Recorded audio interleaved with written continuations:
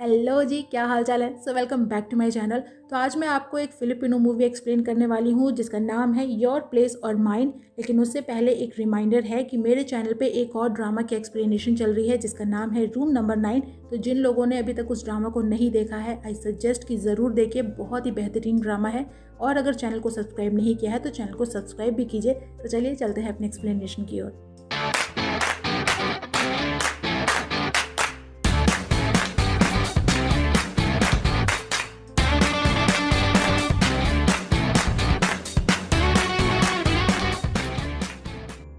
Movie की शुरुआत में देखते हैं एक लड़की को जिसका नाम हेली है, जो खुद को किसी अजनबी के घर में पाती है और उसकी हालत देखकर लगता है कि रात वो किसी के साथ थी। पर हेली को रात की बात अच्छे से याद नहीं आती, तो वो तुरंत वहाँ से भागती है। पर तभी वो उस घर में एक लड़के को देखती है जिसका नाम रसल है, जो इस घर का ओनर है। लेकिन इससे पहले कि रसल हेली से उसका नाम पूछ पाता, वो वहाँ से चली जाती है। दरअसल होता यह है कि रात हेली का ब्रेकअप हुआ था और वो एक क्लब में बहुत सारा ड्रिंक कर लेती है और यहीं वो रसल से भी मिलती है, जो उसकी कार तक उसे छोड़ने आता है। पर हेली इतनी नशे में थी कि उसे होश ही नहीं होता, तो रसल उसे अपने घर ले आता है, जहां दोनों एक दूसरे के क्लोज आते हैं। नेक्स्ट डे कॉलेज में हेली अपनी कार कॉलेज के पार्किंग एरिया में देखती है, जो वो रसल के घर के बाहर छोड़ आई थी। और उसी कॉलेज में हम रसल को भी देखते हैं, यानी वो कार वही लेकर आया था। पर दोनों नहीं जानते कि वो सेम कॉलेज में पढ़ते हैं। बाद में रसल हेली को कॉलेज में देखता है और तब दोनों एक दूसरे का नाम जानते हैं और रसल उसे उसकी कार की चाबी देता है और हेली उसे कल रात के लिए सॉरी बोलती है। और जब रसल उससे उसके बारे में बात करना चाहता है तो हेली बोलती है कि उसे उस रात की कोई बात याद नहीं है। और तभी रसल की गर्लफ्रेंड वेनिसा वहाँ आती है और उसे अपने साथ ले जाती है। हालांकि हेली को रात की पूरी बात याद थी और ये बात वो अपनी फ्रेंड को भी बताती है, लेकिन वो उसे एक एक्सीडेंट समझ के भूल जाना चाहती है। पर उसकी फ्रेंड उसे सजेस्ट करती है कि अगर वो चाहे तो रसल के साथ अपनी रिलेशनशिप को स्टार्ट कर सकती है। वैसे भी अब वो सिंगल है और रसल हैंडसम है। वहीं रसल भी अपनी बेस्ट फ्रेंड को हेली के बारे में बताता है और बोलता है कि उसे हेली अच्छी लगी, वो उसके बारे में और जानना चाहता है। और वैसे भी अब उसका और उसकी प्रेजेंट गर्लफ्रेंड का रिलेशन ऑलमोस्ट खत्म हो चुका है, तो वो सिंगल ही है और इसीलिए हेली के लिए सीरियस होना चाहता है। वाह, कितनी जल्दी लोग रिलेशनशिप स्विच करते हैं। हाँ, रसल की फ्रेंड उससे एक लड़की क्रिस्टन के बारे में पूछती है कि क्या वो उससे मूव ऑन कर चुका है, जिस पे रसल हाँ बोलता है। अब ये क्रिस्टन कौन है हम बाद में जानेंगे। वहीं हम दो पेरेंट्स को देखते हैं जो एक डॉक्टर के पास आए थे। ये वो दवा वाला डॉक्टर नहीं है, बल्कि एक रिसर्चर है जिसका मानना है कि अरेंज मैरिजेस लव मैरिजेस के मुकाबले ज्यादा ड्यूरेबल होते हैं। अरेंज मैरिजेस में अगर कपल लड़ते भी हैं तो आपस में बातचीत से सॉल्यूशन ढूंढ लेते हैं, क्योंकि उन्हें पता होता है कि वो एक दूसरे के लिए फिक्स किए गए हैं। वहीं लव मैरिजेस में कपल्स छोटी छोटी बातों पे एक दूसरे को हर्ट करते हैं और रिजल्ट ये होता है कि उनका डाइवोर्स हो जाता है। तो ये जो दो पेरेंट्स आए हैं डॉक्टर से मिलने, इसमें एक रसल के मॉम डैड और एक हेली की मॉम है। ये दोनों डॉक्टर से कंसल्ट करके अपने बच्चों रसल और हेली की शादी फिक्स कराना चाहते हैं और दोनों अपनी अपनी स्टोरी सुनाते हैं। हेली की मॉम बताती हैं कि उनका बेटा यानी हेली का बड़ा भाई एक लड़की से प्यार करता था और उसने जब उनके हस्बैंड जिंदा थे तब उनसे बहुत सारे पैसे अपने अकाउंट में ट्रांसफर करा लिए थे। और शादी के बाद उनके बेटे की गर्लफ्रेंड, जो अब उसकी वाइफ हो चुकी थी, वो सारे पैसे अपने अकाउंट में ट्रांसफर कराती है और उनके बेटे को छोड़कर भाग जाती है, जिसके बाद से उनका बेटा भी गिल्टी में घर से चला जाता है। वहीं रसल के पेरेंट्स बताते हैं कि उनके दो बेटे हैं, एक रसल और एक उसका बड़ा भाई राल्फ, जो अरेंज मैरिज पे यकीन नहीं करता था और वो अपने बच्चों की अरेंज मैरिज ही कराना चाहते थे। तो इसीलिए राल्फ घर से भाग जाता है और लव मैरिज कर लेता है। यानी कि दोनों ही पेरेंट्स लव मैरिज प्रताड़ित थे, मतलब पसंद नहीं करते थे, और इसीलिए वो डॉक्टर से कंसल्ट करने आए थे कि अगर उनके बच्चे एक दूसरे के लिए परफेक्ट हो तो वो उनकी शादी करा दे। हालांकि इस शादी में ये भी था कि हेली की मॉम की कंपनी लॉस में थी, क्योंकि उनके हस्बैंड ने बहुत सारा कर्जा लिया था, ऊपर से उनके बेटे की वाइफ पैसे लेकर भाग गई थी। तो रसल के डैड उनकी कंपनी की हेल्प करते उन कर्जों को पूरा करके। पर आंटी, ये तो एक तरीके से सौदेबाजी हुई ना। पर दोनों पेरेंट्स फाइनली अपने बच्चों की मैरिज फिक्स कर देते हैं। वहीं हेली को देखते हैं एक रेस्टोरेंट में, जहां वो इत्तेफाक से रसल से मिलती है और दोनों कुछ देर बातें करते हैं। पर हेली फिर भी उस रात की बात नहीं करना चाहती और बातों बातों में दोनों अपने एक्स रिलेशन के बारे में बातें करते हैं और दोनों को ही एक दूसरे की कंपनी अच्छी लगती है। और इस बार हेली फिर से रसल के घर जाती है, पर इस बार पूरे होश और अपनी मर्जी से, और अगेन एक दूसरे के क्लोज आते हैं। नेक्स्ट सीन में हेली वापस घर आती है और उसकी मॉम उस पर गुस्सा होती हैं लेट आने के लिए और बताती हैं कि नेक्स्ट डे उसे उनके साथ किसी से मिलने चलना है, वो उसकी शादी फिक्स कर रही हैं। पर हेली अरेंज मैरिज के अगेंस्ट थी, पर मॉम इमोशनल कार्ड खेलती हैं और बोलती हैं कि उसने अपने डैड से प्रॉमिस किया था कि वो अपनी मॉम की बात मानेगी और उन कर्जों को पूरा करने में उनकी हेल्प करेगी। जिसके बाद ना चाहते हुए भी नेक्स्ट डे हेली रसेल के पेरेंट्स से मिलने आती है।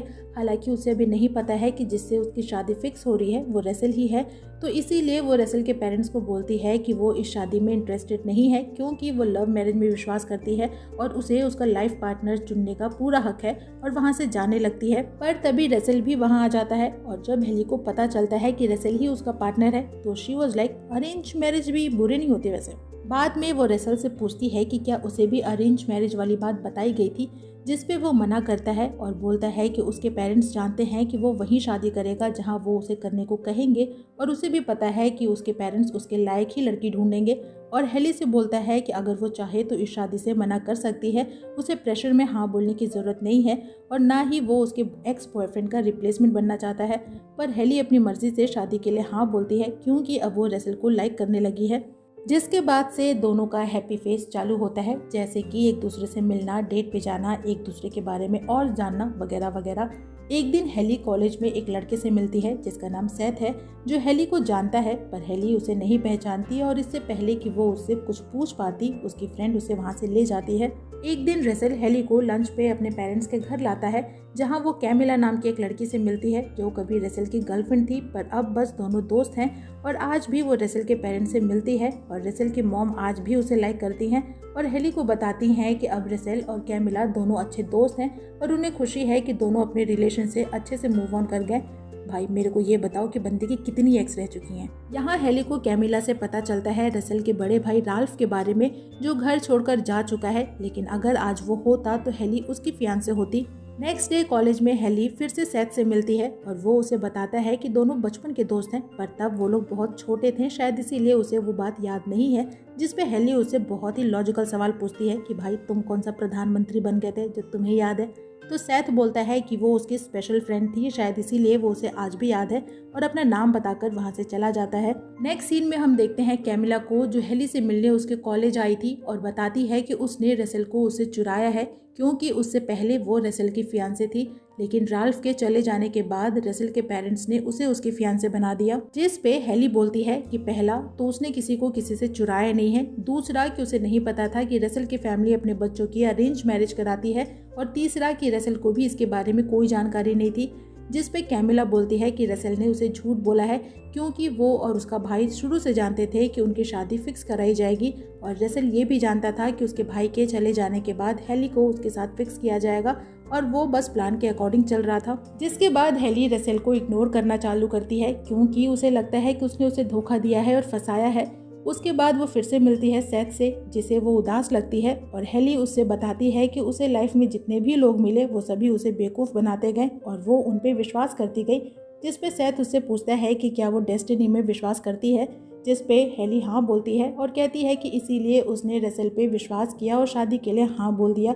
बट अब उसे पता चलता है कि ये सब कुछ स्क्रिप्टेड है, तो सेथ उसे डेस्टिनी पे विश्वास बनाए रखने को बोलता है और कहता है कि कभी न कभी वो एक ऐसे इंसान से ज़रूर मिलेगी जो उसकी डेस्टिनी हो, तब तक वो रिलैक्स करे। नेक्स्ट डे रसेल और हेली के पेरेंट्स उन्हें उसी डॉक्टर के पास लाते हैं उनके काउंसलिंग सेशन के लिए, और डॉक्टर उन्हें लेक्चर देता है कि अरेंज मैरिजेस कैसे होते हैं, उसमें family values, tradition, culture, religion सबको कंसिडर किया जाता है। पर हेली का इन सब में कोई इंटरेस्ट नहीं था और वो पूछती है कि क्या किसी को बेवकूफ़ बनाने भी फैमिली वैल्यूज का पार्ट है, और रसेल से पूछती है कि जब उसे दोनों के अरेंज मैरिज की बात पता थी तो उसने उसे झूठ क्यों बोला, और नाराज होकर वहाँ से चली जाती है। पर रसेल उसे रोकता है और बताता है कि उसे भी ये बात आज ही पता चली कि उसके भाई राल्फ के चले जाने के बाद उसे उसके साथ फिक्स किया गया, और कैमिला उसकी फियांसे थी और उसने उसके साथ रिलेशनशिप स्टार्ट करने की कोशिश भी की थी, पर दोनों एक दूसरे के लिए परफेक्ट नहीं थे और ना ही वो उससे प्यार करता था, तो इसीलिए वो कैमिला से अलग हो गया, और ये सब कुछ उससे यानी हेली से मिलने से पहले की बात थी। रसेल उसे बताता है कि उसे उससे प्यार तभी हो गया था जब वो पहली बार उसे क्लब में मिला था, और जब उसे पता चला कि उसके पेरेंट्स ने उसकी शादी उसी से फिक्स की है तो उसने तुरंत हाँ बोल दिया। पर उसने जानबूझकर उसे ये बात नहीं बताई क्योंकि वो चाहता था कि वो खुद से उससे प्यार करे और उनका मिलना उनकी डेस्टिनी समझे, और कैमिला ने उसे जो कुछ भी कहा है वो झूठ है और उसे बातें ना बताने के लिए सॉरी बोलता है, जिसके बाद हेली भी उसे माफ़ कर देती है। नेक्स्ट डे हेली फिर से मिलती है सेथ से और उसे थैंक यू बोलती है उसे समझाने के लिए, और उसे उसकी बर्थडे पार्टी में इनवाइट करती है और बताती है कि उसी दिन उसकी और रसेल की एंगेजमेंट भी है, जो सुनकर सेथ उदास होता है। फिर आता है हेली का बर्थडे और सेथ भी उस पार्टी में आता है, पर वो हेली और रसेल को एक साथ नहीं देख पाता और वहाँ से चला जाता है। और नेक्स्ट डे जब हेली अपनी फ्रेंड के साथ होती है, तब सेथ उसके पास आता है और पार्टी से जल्दी चले जाने के लिए सॉरी बोलता है और उसे उसका बर्थडे गिफ्ट देता है, जो उसकी फेवरेट कैंडीज होती हैं। वहीं रसेल की फ्रेंड उससे पूछती है कि क्या उसने हेली को क्रिस्टीन के बारे में बताया है या नहीं, जिस पे रसेल मना करता है और बोलता है कि अगर हेली को क्रिस्टीन के बारे में पता चला तो वो उसे छोड़ देगी और वो ऐसा नहीं चाहता, तो इसीलिए वो उसे क्रिस्टीन के बारे में नहीं बताएगा। एक दिन हेली और रसेल के पेरेंट्स उन्हें अर्जेंट फैमिली मीटिंग के लिए बुलाते हैं, जहां वो राल्फ से मिलते हैं, जो वापस आ चुका है। और हेली की मॉम उसे बताती हैं कि अब उसे राल्फ से शादी करनी होगी, क्योंकि ओरिजिनली वो उसी की फियांसी थी। क्या मजाक चल रहा है यहाँ पे? पर हेली इस बात से मना करती है और बोलती है कि अब वो रसेल को लाइक करती है। पर मॉम बोलती हैं कि जब उसकी और रसेल की शादी फिक्स हुई थी तब वो उसे भी लाइक नहीं करती थी, तो भले ही आज वो राल्फ को लाइक ना करे, उसे कोई फर्क नहीं पड़ता। शादी में एक दूसरे को लाइक करना ज़रूरी नहीं है, बल्कि एक दूसरे को समझना और रिस्पेक्ट देना ज़रूरी है। वाह, व्हाट अ थ्योरी। वैसे कौन से बाबा के पास से लेकर आई है ये ज्ञान आंटी? इधर राल्फ रसेल को बताता है कि जब उसने भागकर शादी की तो कुछ दिनों तक तो उसकी लाइफ अच्छी थी, पर फिर उसकी वाइफ प्रेग्नेंट हो गई और तब से प्रॉब्लम स्टार्ट होने लगी, क्योंकि तब उन्हें पैसों की कमी होने लगी और उसे एहसास हुआ कि उसने भागकर शादी करके और घर छोड़कर बहुत बड़ी गलती कर दी, और इसीलिए वो वापस चला आया और अब वो जहाँ मॉम डैड बोलेंगे वो वहीं शादी कर लेगा, क्योंकि उसे वापस से फैमिली में शामिल होना है। कितना घटिया इंसान है ये। पर रसेल बोलता है कि वो ऐसा नहीं कर सकता, क्योंकि वो हेली को प्यार करता है। लेकिन राल्फ बोलता है कि इससे उसे कोई मतलब नहीं है, क्योंकि वो डैड का ट्रस्ट गेन करना चाहता है ताकि फैमिली बिजनेस को संभाल सके, और वो अपनी फैमिली से प्यार करता है। वाह रे प्यार। जिस पे रसेल उसे सेल्फिश बुलाता है, जो हार्डशिप से भागकर कंफर्टेबल लाइफ चाहता है और बस अपने बारे में सोच रहा है, और राल्फ उसे जोर से पंच मारता है। नेक्स्ट सीन में हेली को कॉलेज में देखते हैं और चूंकि काफी लेट हो चुका था तो सेथ उसे वापस घर जाने को बोलता है, पर हेली मना करती है और सेथ समझ जाता है कि उसे कोई प्रॉब्लम है और इसलिए अपने साथ एक रेस्टोरेंट में लेकर आता है और अपनी प्रॉब्लम बताने को बोलता है। और हेली उसे अरेंज मैरिज वाली पूरी कहानी सुनाती है और बोलती है कि ये सब कुछ बहुत कॉम्प्लिकेटेड है, लाइफ पार्टनर जैसी चीज़ उसे खुद से चूज करनी चाहिए, लेकिन यहाँ उसके पेरेंट्स उसके लिए फैसला ले रहे हैं। और सेथ से पूछती है कि क्या उसकी कोई गर्लफ्रेंड है, जिस पे वो मना करता है और बोलता है कि एक लड़की थी जिसके साथ उसका बहुत गहरा रिलेशन था, पर अब वो पुरानी बात हो चुकी है। लेकिन तभी रेस्टोरेंट के बाहर से रसेल दोनों को हैप्पीली बातें करते देख लेता है, जिसके बाद वो अंदर आता है और सेथ को जोर से पंच मारता है और दोनों की इंसल्ट करता है, जिस पे हेली उसे थप्पड़ मारती है और बोलती है कि वो कभी भी उसके जैसे इंसान से शादी नहीं करेगी, और सेथ के साथ वहां से चली जाती है। नेक्स्ट सीन में हेली और राल्फ उनके पेरेंट्स के साथ उसी डॉक्टर से मिलते हैं, जो उन्हें बताता है कि हेली और रसेल 99.9% कंपैटिबल थे, वहीं हेली और राल्फ सिर्फ 47% कंपैटिबल हैं, तो इसीलिए उन्हें शादी नहीं करनी चाहिए, वरना लास्ट में वो या तो अलग हो जाएंगे या एक दूसरे को मार डालेंगे। जिस पे रसेल के डैड रसेल और हेली की शादी कराने को बोलते हैं, पर हेली बोलती है कि उसके केस में तो 0.1% भी काफ़ी है एक दूसरे का खून पीने के लिए। जिसके बाद नेक्स्ट सीन में हम हेली को देखते हैं, जो रेडी हो रही होती है क्योंकि आज उसकी शादी थी, और सेथ उसके पास आता है और पूछता है कि उसने शादी के लिए हाँ क्यों कह दिया, जिस पे हेली बोलती है कि उसके पास कोई और ऑप्शन नहीं था, क्योंकि उसने अपने डैड को प्रॉमिस किया था। पर सेथ उसे अपनी लाइफ के बारे में सोचने को बोलता है और कहता है कि अगर वो अभी भी बैक ऑफ करना चाहती है तो वो उसके साथ है। लेकिन हेली फिर भी शादी के लिए रेडी होती है, पर उसकी शादी राल्फ से नहीं बल्कि रसेल से होती है। हालांकि हेली ने राल्फ से शादी के लिए हाँ कहा था, पर ये जानकर कि उसकी शादी रसेल से हो रही है वो खुश होती है। वहीं सेथ उदास होता है और एक फ्लैशबैक से दिखाते हैं कि सेथ ने रसेल से बात की थी और उसे बताया था कि उस दिन हेली बस उससे बात कर रही थी, वो घर नहीं जाना चाहती थी क्योंकि वो उसे प्यार करती थी और इसीलिए राल्फ से शादी नहीं कर सकती थी। यहाँ तक कि वो उसके लिए अपने फैमिली और अपना सब कुछ छोड़ने को तैयार थी, पर उसने उसकी इंसल्ट करके अच्छा नहीं किया। जिसके बाद रसेल को अपनी गलती का एहसास होता है और प्रेजेंट में उसकी और हेली की शादी हो जाती है। बाद में वो हेली को बताता है कि राल्फ को बस पैसों से मतलब था, तो इसलिए उसने अपने सारे फंड्स उसके नाम कर दिए, जिसके बाद वो शादी से पीछे हट गया। उसके बाद दोनों अपनी मैरिड लाइफ में खुश होते हैं। हेली रसेल के लिए कुकिंग भी सीखती है और सेथ को अपनी बेस्ट फ्रेंड के साथ सेट करती है, जिससे सेथ को पता चलता है कि हेली आज भी एक ऑर्फनेज में वॉलंटियर करती है। वहीं रसेल हेली से फैमिली स्टार्ट करने की बात करता है, पर हेली को लगता है कि ये सब कुछ बहुत जल्दी है। पर फिर भी नेक्स्ट डे वो डॉक्टर से मिलती है, जो उसे बताती हैं कि वो अभी फैमिली स्टार्ट नहीं कर सकती क्योंकि उसके हार्मोन्स रेगुलेट नहीं है, और उसे कुछ पिल्स देती हैं। पर हेली ये बात रसेल को नहीं बताती। और एक दिन उसे अपने कबर्ड में एक फोटो फ्रेम मिलती है जिसमें क्रिस्टीन की फोटो थी, पर हेली इस पे ज्यादा ध्यान नहीं देती। और जब वो ऑर्फनेज में वॉलंटियर करने आती है तो यहाँ वो सेथ से मिलती है, जो उसे बताता है कि ये ऑर्फनेज उसका घर है, कभी वो यहाँ रहा करता था। नेक्स्ट सीन में हेली रसेल का एक रेस्टोरेंट में वेट कर रही थी, जो उसे पिक करने आने वाला था। पर यहाँ उसे रसेल की एक्स गर्लफ्रेंड वेनेसा मिलती है, जो उससे क्रिस्टीन के बारे में पूछती है। पर हेली को रसेल ने क्रिस्टीन के बारे में कुछ भी नहीं बताया था, जिस पे वेनेसा उसे बताती है कि क्रिस्टीन रसेल की फर्स्ट लव है और उसके चलते ही उसका और रसेल का ब्रेकअप हुआ था। एक तो बंदे की कितनी गर्लफ्रेंड्स हैं भैया। जिसके बाद हेली घर आती है, जहां वो रसेल को ड्रिंक करते देखती है और उससे क्रिस्टीन के बारे में पूछती है। पर रसेल उसे कुछ नहीं बताता और उल्टा उससे उस मेडिसिन के बारे में पूछता है और बोलता है कि वो उसके साथ फैमिली स्टार्ट करना चाहता था, पर वो उसे धोखे में रखकर मेडिसिन ले रही है। जिसके लिए हेली बोलती है कि वो उसे इसके बारे में बताने वाली थी, और फिर उसे क्रिस्टीन के बारे में पूछती है कि क्या वो उससे आज भी प्यार करता है।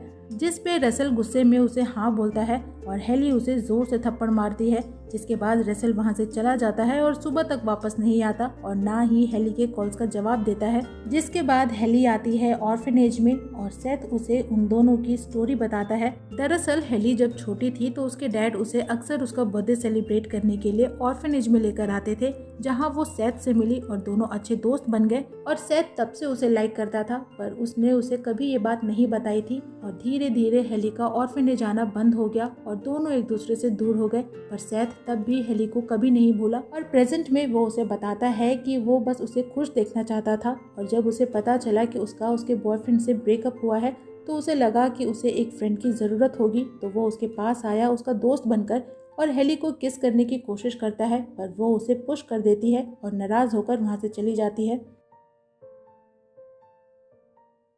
नेक्स्ट सीन में हेली को रसेल के बेस्ट फ्रेंड के साथ देखते हैं, जो उसे क्रिस्टीन के बारे में बताती है कि रसेल और क्रिस्टीन जब हाई स्कूल में थे तो एक दूसरे को डेट कर रहे थे और उस दौरान क्रिस्टीन प्रेग्नेंट हो गई। हालांकि रसेल बेबी को रखना चाहता था, पर क्रिस्टीन इसके लिए रेडी नहीं थी क्योंकि उसे लाइफ में बहुत कुछ करना था। जिसके बाद उसने बिना रसेल को बताए अबॉर्शन करा लिया और उसके कुछ महीनों बाद ही कॉम्प्लिकेशंस की वजह से उसकी तबीयत खराब हो गई, जिस वजह से उसकी डेथ हो गई।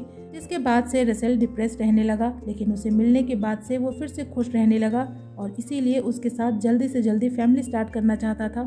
जिसके बाद हेली रसेल से मिलने आती है, जो क्रिस्टीन के मेमोरियल पे आया था, और उसे सॉरी बोलती है उसे गलत समझने के लिए और बताती है कि वो पिल्स क्यों ले रही थी। जिसके बाद रसेल भी उसे माफ़ कर देता है। फिर कहानी कुछ महीने आगे आती है और हम दोनों को उनके बेबी के साथ देखते हैं। दोनों की ग्रेजुएशन भी कंप्लीट हो जाती है और फाइनली दोनों की फैमिली भी फिर से एक हो जाती है, यानी हेली और रसेल के भाई अपनी वाइफ्स के साथ फिर से फैमिली में वापस आ जाते हैं। और इसी के साथ ये मूवी यहीं पे ख़त्म हो जाती है। तो इस मूवी की एक्सप्लेनेशन यहीं पे होती है ख़त्म। आपको मूवी कैसे लगी कमेंट सेक्शन में ज़रूर बताइएगा। वीडियो अच्छी लगे तो वीडियो को लाइक कीजिएगा, फ्रेंड्स के साथ शेयर कीजिएगा और मुझे इनकरेज करने के लिए मेरे चैनल को ज़रूर सब्सक्राइब कीजिएगा। मैं आपसे मिलूंगी नेक्स्ट वीडियो में नेक्स्ट एक्सप्लेनेशन के साथ। तब तक अपना खूब सारा ख्याल रखिए। सायोनारा।